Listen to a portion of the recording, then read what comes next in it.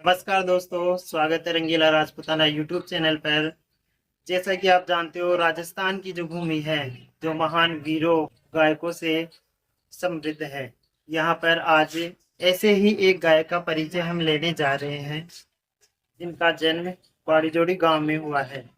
तो उन्हीं से जानते हैं सारा परिचय और फिर स्टेप बाय स्टेप आगे चलते हैं। कहाँ लेके आया बंदे, कहाँ लेके जावेगा, कहाँ लेके जावेगा। दो दिन की जिंदगी है, दो दिन का मेला। नमस्कार जी। राम राम सा राम राम सा कहाँ गए? कम बगने जा। तो आपका परिचय दीजिए आप सबसे पहले। मैं मेरो नाम तो से जो राजेंद्र से है और बाड़ी जोड़ी में से जन्म हुई जो मारो। हमारे दादाजी को नाम ठंडू राम से, हमारे पिताजी को नाम स्वरूप राम स्वरूप जी से। और ये समाज में ही ऐसा पाया और खेला कूद यार बड़ा हो यार, परिस्थिति के अनुसार संघर्ष भी करना पड़े। और हाँ, तो इनका जन्म राजस्थान के जयपुर जिले में एक छोटा सा गांव है बाड़ीजोड़ी, उसके अंदर हुआ है। और बाड़ीजोड़ी तो वैसे ही सिंगरों के लिए फेमस है, क्योंकि बाड़ीजोड़ी से एक महान सिंगर जन्म लिए हैं, उनका नाम था नाथू सिंह जी। तो उन्हीं के गांव से हम हैं और ये है राजेंद्र जी चांदोलिया। आप ये बताइए कि आपके परिवार में कौन कौन है। हमारो बचपन का मान तो पिताजी माताजी तो जो पिताजी तो बचपन में गुजर गया था। माताजी 2019 में गुजर गया, 7 साल से। अब मेरा परिवार में मैं हूँ, मेरा छोटा भाई है और मेरे बच्चे हैं। सीमा कुमारी है मेरे भाई का नाम।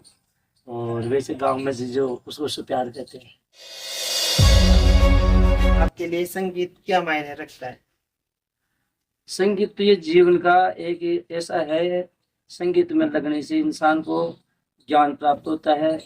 दूसरी बात भारतीय हमारी राजस्थान की जो संस्कृति है उसका भी नॉलेज बढ़ता है, उसकी जो बढ़ती समाज में भी आने जाने से संगीत से जो हर चीज़ का नॉलेज मिलता है। और इसी प्रकृति में भी संगीत से ही सब कुछ हुआ है। जैसे कि चिड़िया चहचहाट करती है तो उसमें भी संगीत है, भंवरे गुलजार करते हैं उसमें भी संगीत है। और जो भी प्रकृति में जो भी ये बरसात होती है उसमें भी संगीत है। संगीत अपने जीवन में बहुत महत्व रखती है। संगीत से जीवन में जीवन का उत्थान होता है। जब तक हम नहीं जानते, एक दफा तो अगर इंसान टेंशन में भी होता है तो संगीत गाने लग जाता है, उसका टेंशन दूर हो जाता है। रही बात जीवन शैली का, आम के आम गुठलियों के दाम, हमारी तो रोजी रोटी इसी से चलती है। तो एक बात आपने बहुत अच्छी बोली कि संगीत से ना जो स्ट्रेस दूर हो जाता है। जैसे आजकल के स्टूडेंट मान लो, नए युवा मान लो, जो ज्यादा वर्क करते हैं या फिर ज्यादा स्टडी करते हैं तो तनाव आ जाता है सिर में। हाँ, तनाव आता है। हाँ, तो वो म्यूजिक सुनने से ना वो स्ट्रेस दूर हो जाता म्यूजिक सुनने से, उसमें ध्यान लगाने से, अगर कोई भी सांस लेकर के आप बैठो ना, चाहे कुछ भी दिमाग में गुनगुनाते रहो, कुछ चलते रहो, किसी बात शेयर करते हो, तो उसको जो मानसिक तनाव होता है वो दूर हो जाता है। टेंशन डिप्रेशन में नहीं आता आदमी। है। तो आपने जो म्यूजिक की शुरुआत कब से की थी। देखो, वैसे तो हमने पढ़ा भी था लेकिन जीवन में कुछ यही लिखा था। तो ये बचपन से ही मेरे जो ननियाल से मेरे नाना जी से शौक था। नाना जी सत्संग में जाते थे, उस समय से मेरा लगाव था। तो मैं जाते आते नाना जी के साथ में सत्संग में जाता था। और फिर जो लगन वहीं से चल गई। पढ़ाई भी की थी लेकिन पढ़ाई में हमारा पीछे बैग नहीं था, पिछले से, क्योंकि पिताजी पहले गुजर गए थे और बैकग्राउंड नहीं था, पढ़ नहीं पाए आगे। वैसे कॉलेज तक पहुंचे थे लेकिन मैं आगे भगवान को यही चीज तो मंजूर था। आपका जो शुरू से एम था वो सिंगर बनना हो गया। तो हाँ, नेक्स्ट क्वेश्चन है कि कौन कौन से वाद्य यंत्रों का प्रयोग करते हो आप। अब वाद्य यंत्र तो मेन वाद्य यंत्र तो जो हारमोनियम होता है ना, उससे हम गायन करते हैं। और आज का तो इलेक्ट्रॉनिक साज खूब हो गई, जैसे जी जो ऑर्गन है, ऑटोपैड है और ढोलक पेटी है, नगाड़े हैं। तो साज के साथ चलते हैं, जैसे जैसे ये समय के अनुसार चलता रहता है, उसके अनुसार बढ़ाना पड़ता है हमारे को। समय समय के अनुसार अपग्रेड करना हाँ, पड़ता है हर चीज को। हाँ। पहले पुराने जमाने में हमारे ज्यादातर से जो पेटी ढोलक से ही होते थे। नहीं, अपने जो बुजुर्ग थे वो डप्पे काम करते थे, डप्पे से जो अपने जो जहाज बजाते थे, डप से काम करते थे। लेकिन अब धीरे धीरे जैसे जैसे समय बढ़ता जा रहा है, तो समय के अनुसार आदमी को चेंजिंग भी आनी पड़ती है। समय के अनुसार चेंज ना किया जाए तो इंसान हो चाहे कुछ भी हो, उसकी वैल्यू डाउन हो जाती है। जैसे आजकल जो नए फोन आ रहे हैं, उसको भी अगर अपग्रेड ना किया जाए तो वो किसी काम का नहीं रहता कुछ सालों बाद। तो आप ये बताइए कि जो आप भजन गाते हो कि जो सॉन्ग गाते हो, तो किससे रिलेटेड गाते हो? अब हम तो ज्यादातर जो चेतावनी भजन, जो अब हमारे गांव को तो ये नाथ सिंह जी का नाम से जो हमारे गांव को जानते हैं, जहाँ भी जाते हैं तो ये पूछते हैं कि भाई कौन सा गांव?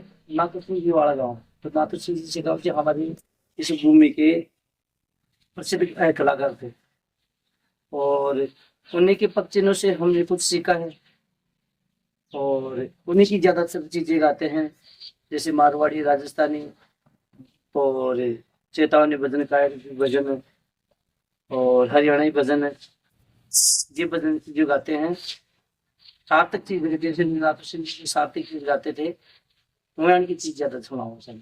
तो आपने जो ये गायन सिंगिंग का जो कार्य शुरू किया है, तो इसमें घर वालों ने आपका साथ दिया था या फिर आपको उनसे संघर्ष करना पड़ा था? इस बारे में बताइए। अब कोई भी काम करा था जब जो संघर्ष तो करना ही पड़ता है, और शादी होने के बाद में पारिवारिक स्थिति खराब थी, तो घर का गुजारा भी करना पड़ता है। तो मैंने विचार किया, काम भी किया, बीच में संगीत का भी शौक था, तो उस लगन से जो दोनों काम साथ साथ चलते रहे। फिर हमारे गुरुजी हैं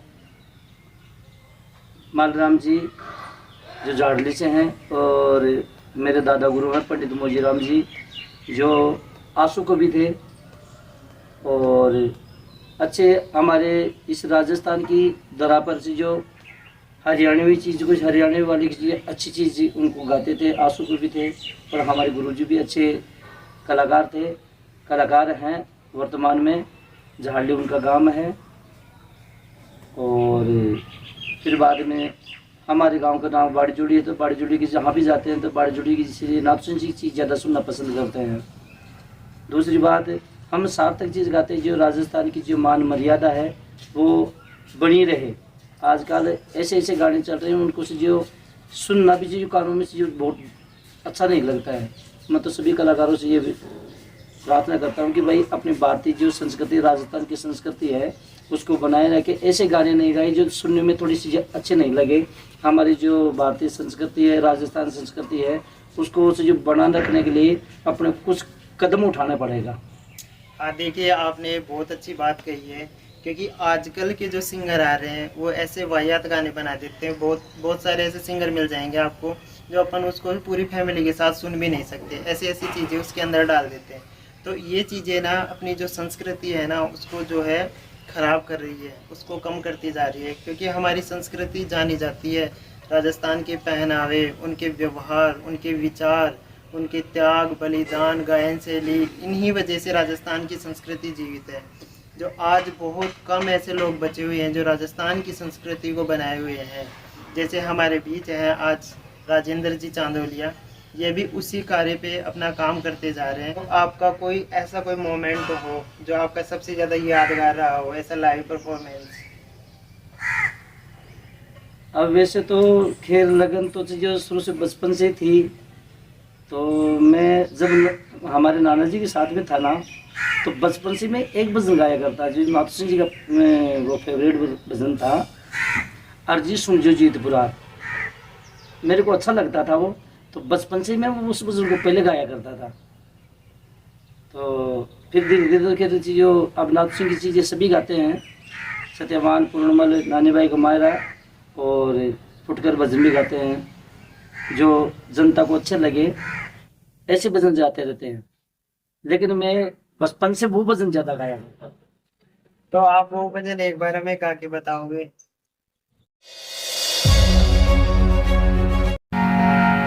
गुरु बड़ा गोविंद से तुझे कोई करे पसंद, अब गोविंद गरे जाल में तो गुरु काट दे फंद।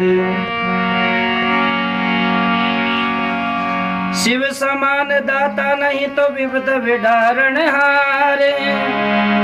अब लज्जा तोरे हाथ में श्री नांदे के सवारे।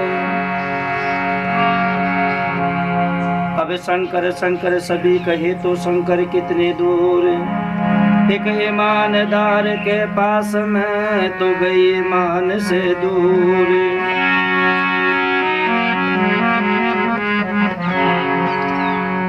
अर्जी सुन जो जी त्रिपुरार थे तो अज भूतारा सरदार। हरि महिमा परम पार दतूरो बोयो बन में दतूरो बोयो बन में। ओ बांगड़ली शरण आई रे शिव तारा नाम। आ बांगड़ली शरण आई रे शिव तारा नाम।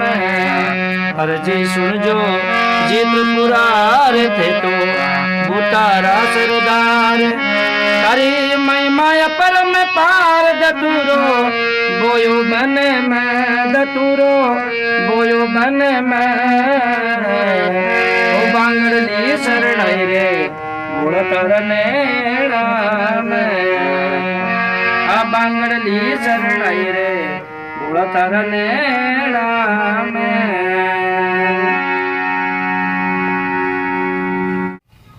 तो ये आपका पसंदीदा वाद्य यंत्र है। हाँ जैसा आप कोई भी भजन गाते हो तो उस हिसाब से आप इसको बजा लेते हाँ, हो। उस हिसाब से बजा लेते हैं। तो ये आपके अंदर दो दो आर्ट है। हाँ, जब आप कोई भी जैसे मान लो सत्संग में जा रहे हो या फिर डेली आप रिहर्सल करते हो, वो किस प्रकार करते हो? अब कोई नया भजन तैयार करते हैं तो उसको दिमाग में रखना पड़ता है और उसको निकालना पड़ता है, तो उसको तैयारी करनी पड़ती है। तो तैयारी करने में से जो थोड़ा समय तो लगता है, लेकिन फिर बाद में तैयार कर लेते हैं तो उसको जो बार बार रिविजन करते हैं तो आ जाता है। तो हर चीज में रिवीजन की जरूरत पड़ती है, तभी जाके वो ये भी एक पढ़ाई है। हाँ, ये अपना एक एम हो गया, जैसे अपनी एक हॉबीज हो गई। आपकी जिंदगी का कोई मजेदार किस्सा बताओ जिसमें आप कोई लाइव परफॉर्मेंस दे रहे हो और उसके अंदर कोई भूल हो गई हो, जैसे भूल गए हो, कोई कभी हुआ है आपके साथ ऐसा? अब ये तो अक्सर इंसान गलती का पुतला है, तो गलती तो हर इंसान से होती है। हाँ, वो तो है।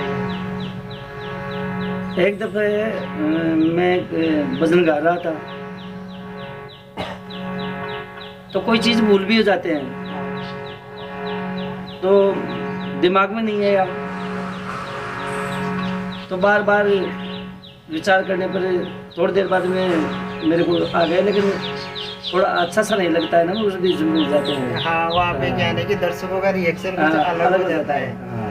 क्योंकि अपन एक दो बंद कमरे के अंदर जो रिकॉर्डिंग करते हैं वो तो देख के गाते हैं, हाँ, लेकिन लाइव परफॉर्मेंस के अंदर बिना देखे गाना पड़ता है। वो भी एक नहीं, पता नहीं कितने भजन सारी रात गाने पड़ते हैं, पूरे दिन गाने पड़ते हैं। तो उस हिसाब से कभी माइंड से स्लिप भी हो जाता है। ये तो मानवीय त्रुटियां हैं, चलती रहती है, लेकिन इस वजह से किसी कलाकार को आंकना ये चीज़ें गलत होती है। आपका कोई बचपन का पसंदीदा गाना? अब बचपन का तो खैर, अब बचपन में तो चीजें कई रंगरेली आती है, बचपन की बात अलग है। अब बचपन से तो मैंने अभी वो गीत गाया था नाथ सिंह जी वाला, तो वो बचपन से गा रहा था मैं।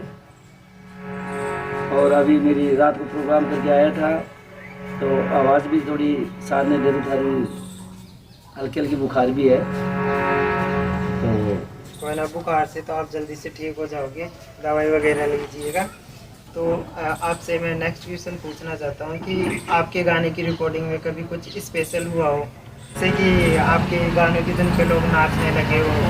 हाँ, ये सब तो जो गाने की धुन है जो ये तो एक आनंद भी बोर होता है। गाना मैंने पहले भी बताया था कि म्यूजिक हर प्रकृति में म्यूजिशियन है, तो ये दिल में उमंग होती है तो बगत कर नाचने लग जाते हैं, दिल में उमंग लगती है तो जैसा म्यूजिशियन बजता है तो उसके अनुसार मन नाचने लग जाता तो वो नाचेगा। हाँ हाँ, वो तो यही है। तो आपने सबसे पहले गाना कब गाया था, गाना या भजन जो भी? खैर भजन तो मैंने जो बचपन से ही नाना जी के साथ में गाया था, फिर मैंने शादी होने के बाद में 25 साल 26 से 27 साल हो गए मेरे गाते हुए। पहली बार आपने शादी होने के बाद लाइव हाँ परफॉर्मेंस लाइव दी। उससे पहले आप नाना जी के साथ बैकग्राउंड में काम करते थे। बैकग्राउंड में जो बचपन में चोरी छुपी जाते थे। हाँ। क्वेश्चन मैं पूछना चाहता हूँ कि वो थोड़ा डिफरेंट है। अच्छा। अगर आप एक गायक कलाकार नहीं होते, उसके अलावा तो आप क्या करना पसंद करते हैं? अब ये तो खैर मुश्किल है, क्योंकि विधाता ने जो इस पर लिख रखा है ना, वो कर्म करना पड़ता है। खैर मैंने पढ़ाई भी की है, और मेरे साथी कलाकार ऐसे भी हैं जो सभी ने पढ़ाई की है, लेकिन जो मुकद्दर में लिखा होता है वो इंसान को मिलता है। और सभी लोग काम करते हैं, अलग अलग करते हैं, लेकिन जो नसीब में मिलता है, जिसके बाग में कोई नौकरी लिखी है तो नौकरी मिलती है, अगर किसी के बाग में कोई बिजनेस करना होता है वो बिजनेस मिलता है। तो मुकद्दर में जो मिलता है ना, वो हमारे मुकद्दर में यही है, तो हम इसी रोजी रोटी चलाते तो हैं। इसी से बनते हैं मुकद्दर का सिकंदर। हाँ। तो आप जैसे ये वीडियोस लोग देखेंगे, दर्शक देखेंगे, तो उनके लिए कोई भजन आप डेडिकेट करना चाहोगे? ओ मेरी नाव चाले हाँ गुरु के सहारे, ओ मेरी नाव चाले गुरु के सहारे, हम सतगुरु के गुरु जी हमारे, ओ मेरी नाव चले हाँ गुरु के सहारे, ओ मेरी नाव चले हाँ गुरु के सहारे। आप दर्शकों को कुछ कहना चाहोगे? दर्शकों से मेरी यही विनती है, भाई हमारा ये प्रोग्राम बढ़िया लगा, अच्छा लगा, क्योंकि हमें राजस्थान की जो संस्कृति है उसको बचाने की कोशिश कर रहे हैं। और ये प्रोग्राम आपको अच्छा लगा हो तो प्रोग्राम को आप लाइक करें, पसंद करें, सब्सक्राइब करें और शेयर करें, और हमारे से कोई गलती हो तो हमें भी माफ़ करें। भाई हम ही सभी प्रकार के लाइव प्रोग्राम करते हैं, स्वामी का, हरि कीर्तन का, और जैसे देवी देवताओं के, बालाजी का, माता जी का जागरण करते रहते हैं। और जिस भी भाई को इस पार्टी से संपर्क चाहिए तो हमें ग्राम बाड़ीजोड़ी के रहने वाले हैं, नाथू सिंह की गांव से, और मेरा मोबाइल नंबर है 9636 77 10 45, और मेरा यूट्यूब चैनल है चांदोलिया म्यूजिक बाड़ीजोड़ी। हाँ तो दोस्तों, ये था आज का वीडियो जो राजस्थान की संस्कृति के लिए डेडिकेट था। तो वीडियो कैसा लगा आपको? वीडियो पसंद आए तो लाइक शेयर सब्सक्राइब ज़रूर करना। धन्यवाद दोस्तों। और अगर आपके पास ऐसी कोई चीज़ हो तो आप हमें कमेंट करके बता सकते हैं।